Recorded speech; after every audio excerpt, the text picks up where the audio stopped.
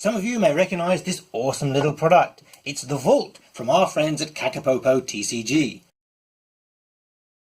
Check out our previous video on this robust and sturdy little deck box which holds more than you think. If you wanted to refine this product so it holds more cards, there are many things you could do, such as make it longer or wider or deeper. But how about making it taller?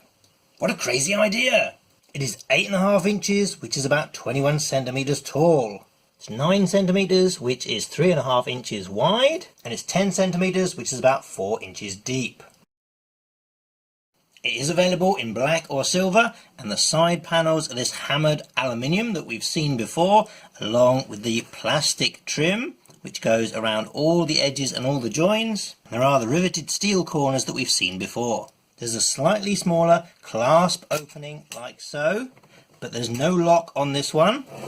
And if you flip it round, there's no hinge.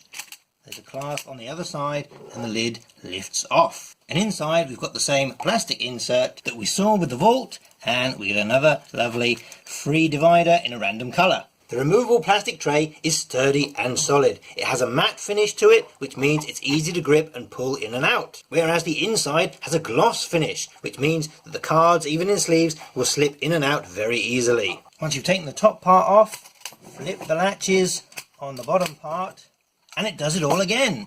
Look, here's a second of the little plastic inserts. Again, with a free plastic divider in a random colour. By having two of the plastic inserts, you get literally twice the storage. And best of all, you can use one for your player decks and the other one for your scenarios. If you don't want to watch the Vault video, we'll give you a little recap here of how much one of these fantastic little things holds. For unsleeved cards, these are all 110 scenario cards from the core box. We're going to stick our free plastic divider in next, and now we can add all 119 player cards, and we still have a little bit of room on the edge where we can pop our unsleeved investigator mini cards. These are all 110 scenario cards from the core game. You can see they fit in easily, and you've got plenty of space to add other stuff, or maybe put your tokens in there. These are all the encounter cards from Dunwich Legacy, and as you can see, we've got plenty of room to add more, even slipping in a player deck. If you did want to pack it full to bursting point, this is 250 unsleeved cards with the little plastic divider, and we can slip the investigator mini cards down the side like that. You will have a bit of trouble getting them in and out, but it does work.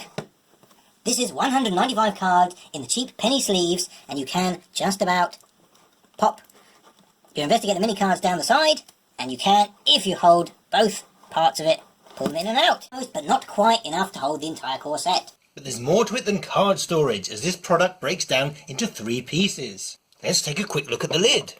This is a shallow little tray with a generous footprint.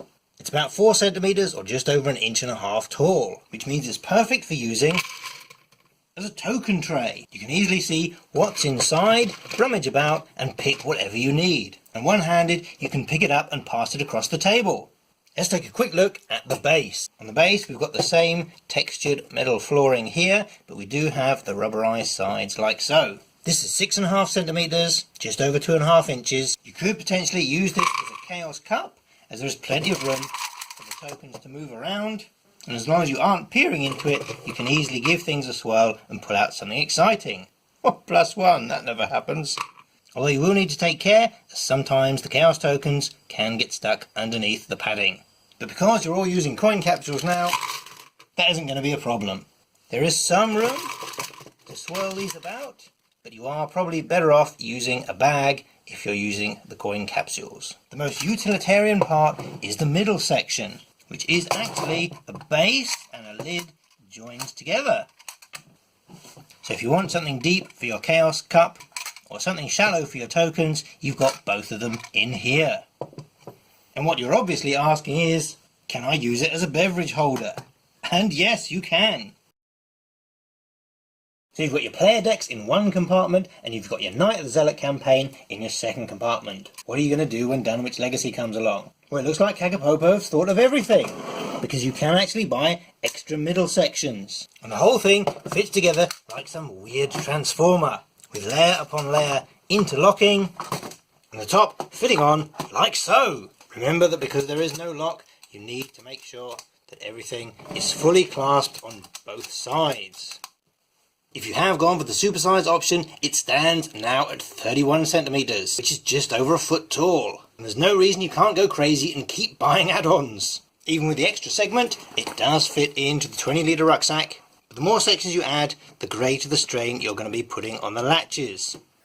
So the less safe it will become during transport. But the thin profile means it's great for those short on space and might even fit on a gaming shelf. In the default configuration, it's shorter than your standard Arkham Horror Box.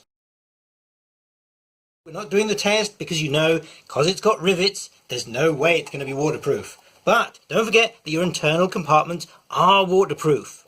So providing it's upright and it's not any kind of tsunami, you should be safe from any kind of spill.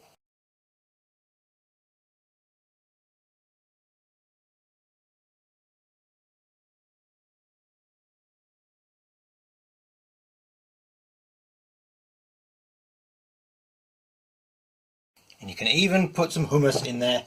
No, you can't put the hummus in there. Alright, that's crazy. Stupid video.